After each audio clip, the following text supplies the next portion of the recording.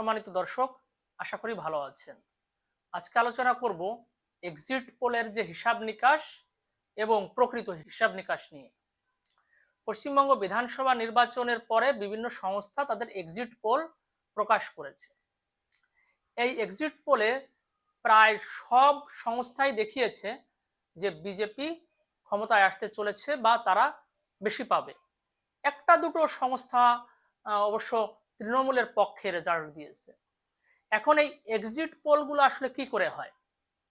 Theoretically exit pole হওয়ার কথা যে যে সংস্থা এই পোলটা করছে তারা ভোট দেওয়ার পরে যে সব ভোটাররা ভোট দিয়েছে তাদের সাথে কথা বলবে এবং তাদের কাছ থেকে জানার চেষ্টা করবে যে আপনি কোন দলকে বা কোন প্রার্থীকে ভোট দিয়েছেন। এরকম ভাবে তারা হয়তো কয়েক হাজার লোকের সাথে কথা বলতে পারে বা লক্ষ লোকের সাথেও কথা বলতে পারে। এইভাবে তারা একটা ডেটা কালেক্ট করে, সেই ডেটার ভিত্তিতে এক্সিট পোল দেওয়ার কথা। এটা হচ্ছে থিওরি, কিন্তু রিয়েলিটিতে দেখা যায় কিছু কিছু সংস্থা এই থিওরি ফলো করে, কিন্তু সবাই কিন্তু করে না। অনেকে হয়তো এসির ঠান্ডা ঘরে বসে সে যে দলকে সাপোর্ট করে বা যে দল থেকে সে টাকা পায় তার পক্ষে একটা এক্সিট পোল দিয়ে দিল। তবে হ্যাঁ, বেশিরভাগ এক্সিট পোল যদি কোনো দলের পক্ষে যায় সেক্ষেত্রে ধরে নিতে হবে এরা প্রকৃত অর্থেই ভোট বেশি পেয়েছে এবং জিততে চলেছে। মার্জিনটা হয়তো হেরফের হতে পারে। এখন বেশিরভাগ এক্সিট পোলের রিপোর্টই বিজেপির পক্ষে ভোট দিয়েছে। এতে মোটামুটি নিশ্চিতভাবেই বলা যায় বিজেপি ক্ষমতায় আসতে চলেছে। এখন তারা 160 পাবে না 200 পাবে এটা হচ্ছে পরের হিসাব। আর মাঠের হিসাবও কিন্তু সেই কথা বলছে। মাঠে যারা সাধারণ জনগণ, আমি কয়েকজনের সাথে কথা বলেছি, অনেকের সাথেই কথা বলেছি, তো তারাও বলছে যে মাঠের যে ভাইব সেটা বিজেপি ক্ষমতায় আসতে চলেছে। আমি বললাম যে এটার প্রমাণটা কি হিসেবে আপনি বলতে পারেন।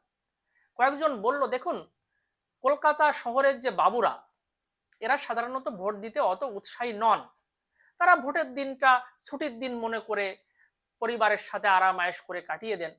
সেই জন্য দেখা যায় যে কলকাতা শহরে 55% বা 60% এর বেশি ভোট আসলে কখনো পড়ে না, ইভেন তারও কম অনেক সময় পড়ে। তো এবার দেখা গিয়েছে কলকাতা শহরেই প্রায় 88% ভোট পড়েছে, 88%।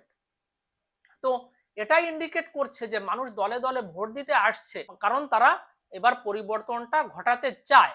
তারা বুঝতে পেরেছে আমরা যদি ভোটে ব্যাপক আকারে অংশগ্রহণ না করি তাহলে কিন্তু পরিবর্তন ঘটবে না। এই দুর্নীতিগ্রস্ত যে তৃণমূল সরকার তাকে আমরা তাড়াইতে পারবো না, যার জন্য তারা দলে দলে ভোট দিতে এসেছে। আর সমগ্র রাজ্যে যে ভোটের পার্সেন্টেজ প্রায় 93%, এটা কিন্তু একটা রেকর্ড। মানুষ ওভারওয়েলমিং ভাবে ভোট দিয়েছে এই পরিবর্তনটা ঘটানোর জন্য। সেজন্য আমি নিশ্চিত যে বিজেপি ক্ষমতায় আসতে চলেছে। এখন তারা কতটা মার্জিনে আসবে এটা দেখার বিষয়, এটা আমরা 4 তারিখে দেখতে পাবো। আজকে আলোচনা এ পর্যন্ত। সবাই ভালো থাকবেন, সবাইকে ধন্যবাদ।